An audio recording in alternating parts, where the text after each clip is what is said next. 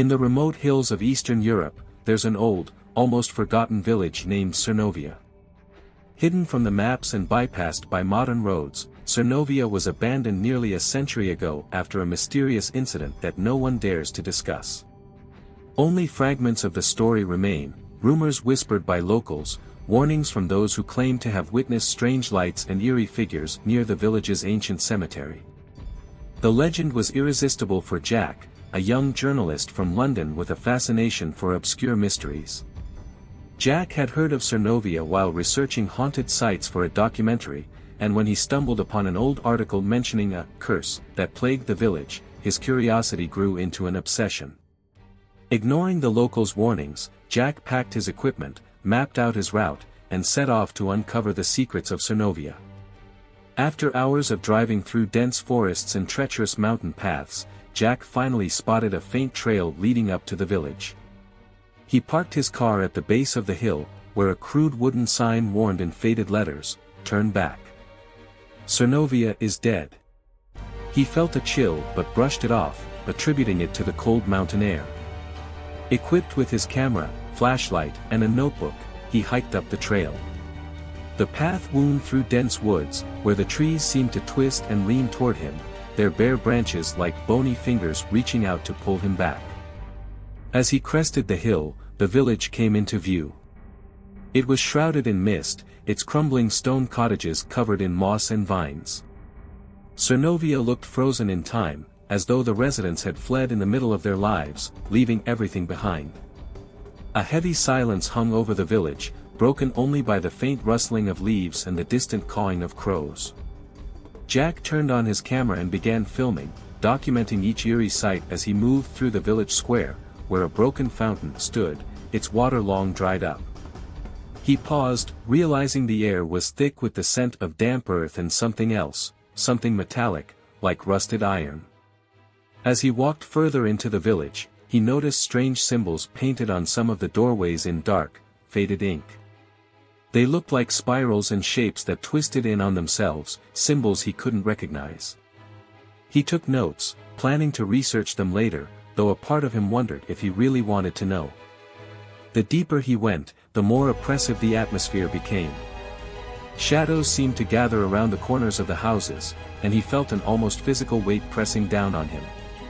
It was then that he heard it, the faint sound of a child's laughter, drifting through the air like a whisper. He froze, straining to hear. "Hello?" he called, his voice echoing through the empty village. There was no reply, only the rustle of wind and the fading echo of the laughter. His skin prickled as he realized how absurd it was. There were no children here, not for nearly 100 years. Trying to dismiss it as his imagination, he pressed on. As the sun began to dip below the horizon, the village was cast in long shadows, and an icy chill settled over the land. Jack decided to spend the night in the village's chapel, a small stone building at the edge of town. Its stained glass windows were cracked and dust-covered, yet the image of a saint holding a flame in one hand and a skull in the other was still visible. The doors creaked as he pushed them open, and inside, the air was thick with the scent of decaying wood and candle wax. Setting up his sleeping bag near the altar, Jack took out his flashlight, flipping through his notes by its dim beam. That's when he found an entry about Cernovia's last night.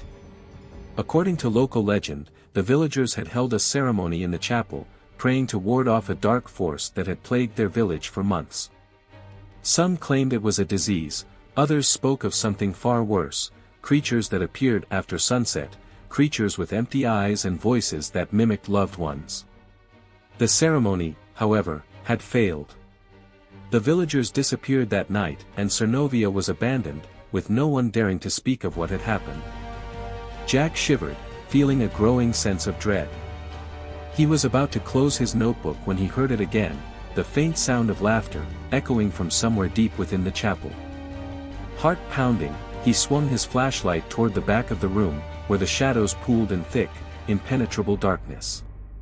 "Is someone there?" he called, his voice trembling. A moment of silence, and then the laughter returned, closer this time, high-pitched and eerie. Jack slowly stood up, his flashlight flickering as he scanned the room. That's when he noticed it, a small figure standing at the back of the chapel, barely visible in the shadows. It looked like a child, no older than 7, with pale skin and dark, hollow eyes. Who are you?" Jack whispered, his throat dry. The child didn't move, didn't blink. It only stared at him, its mouth twisted in a grotesque, unnatural smile. Then, in a voice that was both too young and too old, it whispered, "They're coming." Jack took a step back, panic clawing at him. "Who's coming?"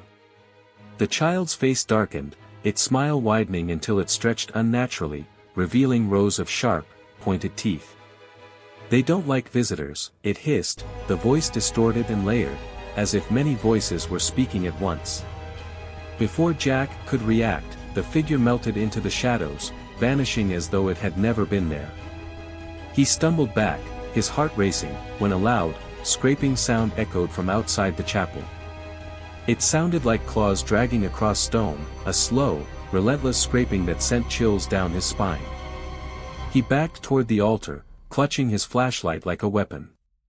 Outside the cracked stained glass windows, he saw movement, shadows flitting past, figures too tall and too thin, their limbs elongated and unnatural. Get out," he whispered to himself, fumbling with his equipment as he prepared to leave.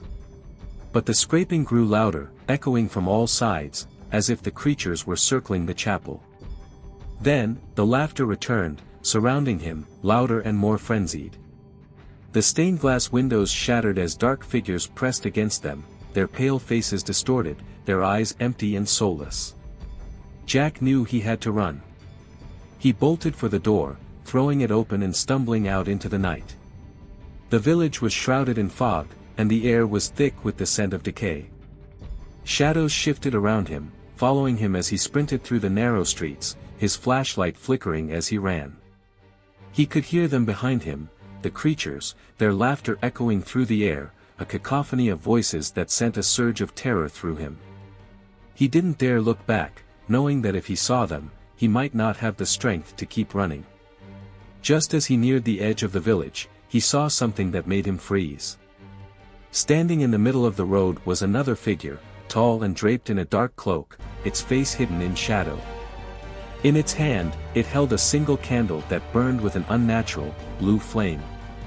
The figure raised its head, and Jack felt an overwhelming force pressing down on him, freezing him in place.